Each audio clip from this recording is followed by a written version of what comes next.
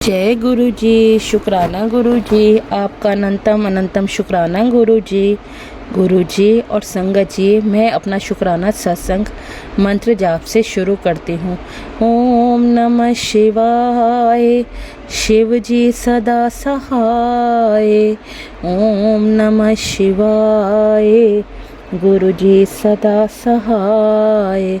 संगत जी यह मेरा संगत जी यह सत्संग मैं गुरु जी के सामने बैठकर लिख रही हूँ।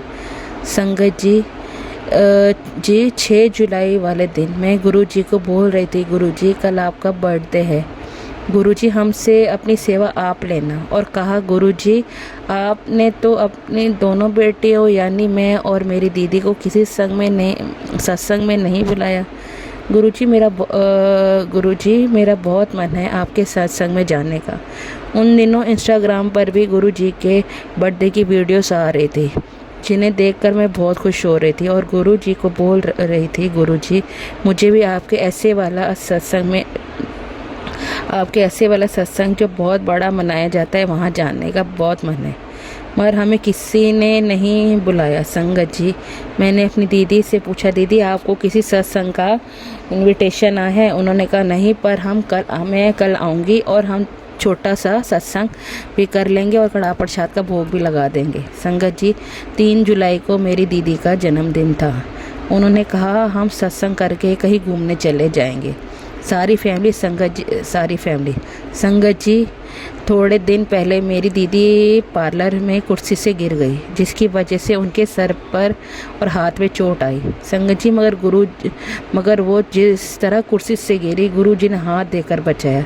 संगत जी 6 जुलाई रात को मैंने और मेरे परिवार ने गुरु जी को बर्थडे विश किया। संगत जी मुझे गुरु जी का मैसेज आ रहे थे कि बेटा मेरे जन्मदिन वाले दिन तुझे बहुत चमत्कार देखने को मिलेंगे।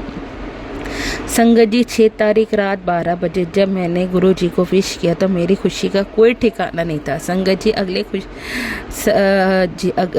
जी अगले दिन यानी 7 जुलाई को मेरी काम वाली नहीं आई थी। संगत जी और दीदी भी सत्संग करने टाइम पर नहीं पहुंच पाई थी। फिर संगत जी मेरे मन में आया कि मैं घर में मंत्र जाप लगा दूं। संगत जी मैंने घर की सफाई करते करते मंत्र जाप लगा दिया और काम करने लगी। इसके साथ मेरी बेटी ने कड़ा प्रसाद बनाकर भोग लगाने गुरुजी के आगे रख दिया। संगत जी उस दिन मेरे अंदर इतनी चुस्ती थी कि मैंने सारा घर का काम खुद ही किया। संगत जी उसके बाद जैसे ही हमने कड़ा प्रसाद का भोग लगाने गुरुजी के आगे रख कर अरदास की, वैसे ही संगत जी हमारी जोत में एक बहुत सुंदर फूल बन गया। क्योंकि गुरु जी बोल रहे थे कि बेटा अगर तू बड़े मंदिर नहीं आ सकती तो क्या हुआ, तेरा पिता तुझसे मिलने जरूर आएगा। जय गुरु जी, शुक्राना गुरु जी। संगत जी गुरु जी ने अपने दर्शन जोत में आकर दिए। संगत जी उसके बाद हमारी 3 फैमिली घूमने मॉल के लिए निकले। घर से तैयार होने वक्त महसूस हो रहा था मानो गुरु जी के जन्मदिन पर जा रहे हैं। और यही बात मैंने अपने बच्चों से भी कही और उन्होंने भी कहा हाँ मम्मी ऐसा ही लग रहा है। संगत जी मेरा देवर घर से निकलने के बाद सबसे पहले हमारे घर के पास वाले गुरुद्वारे गया और हमारी दीदी का फ़ोन आया कि तुम भी वहाँ आ जाओ, एक साथ निकलेंगे।